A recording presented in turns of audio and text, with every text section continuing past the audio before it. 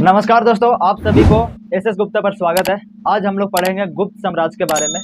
गुप्त साम्राज्य को गोल्डन ईरा कहा जाता है, भारतीय संस्कृति में स्वर्ण काल कहा जाता है, क्योंकि इस समय केंद्र में जो राजा था वो बहुत ज़्यादा स्ट्रॉन्ग था इसके वंश के समय में, और जितने भी प्रजा थे खुशहाल तरीके से रहते थे, और विदेशी हमले इस समय बहुत कम हुए हैं, और अधिकतर सभी धर्म के मंदिर जो बने थे इन्हीं के समय में बने थे।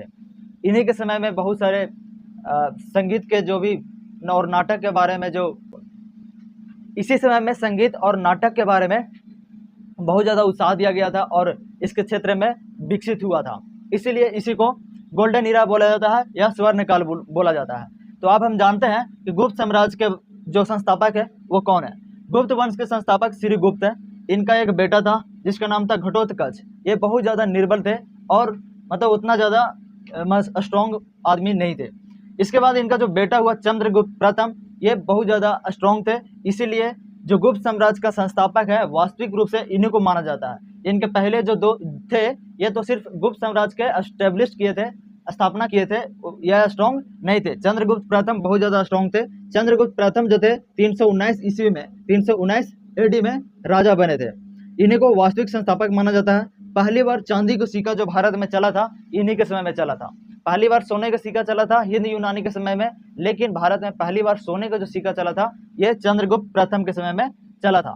उसके बाद इनका जो बेटा हुआ जिसका नाम था समुद्रगुप्त, ये तो इतना ज़्यादा खतरनाक थे कि इनके बारे में पूरा भारतवर्ष में उल्लेख किया गया है।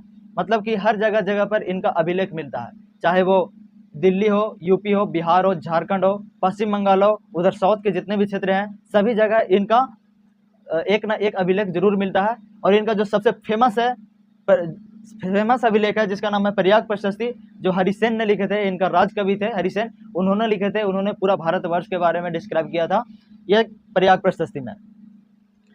इनको भारत का नेपोलियन भी बोला जाता है, क्योंकि ये हर युद्ध जो भी लड़ते थे सभी युद्ध जीतते थे।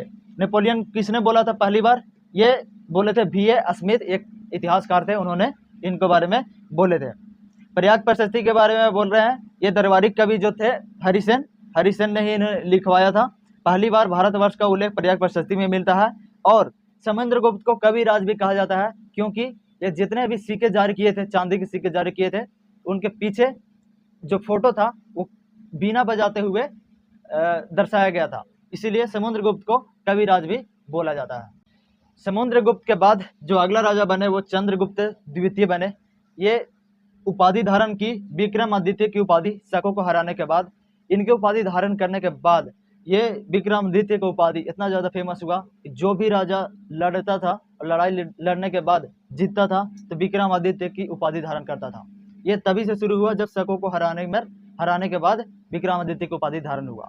उसके बाद रामगुप्त चंद्रगुप्त द्वितीय के बड़े भाई थे। इनको शकों द्वारा बंदी कर लिया जाता है और इनका डिमांड था कि जो रामगुप्त का पत्नी है कुमार देवी, उनको बुलाया जाए। लेकिन चंद्रगुप्त द्वितीय के द्वारा शकों को हरा दिया जाता है। जैसा कि अभी पता चला आप लोगों को कि विक्रमादित्य इन्हीं के कारण इनका उपाधि मिला था। हरा करके और रामगुप्त को भी मार दिया जाता है और कुमार देवी से इन्हें शादी कर लेते हैं। ये कहाँ से पता चलता है? ये सोर्स है देवी चंद्रगुप्तम, जो कवि थे विशाख दत्त, इन्होंने लिखा था। तो यहाँ से पता चलता है इनका कहानी। इनको सकारी कहा गया भारतीय शास्त्र में चंद्रगुप्त द्वितीय को।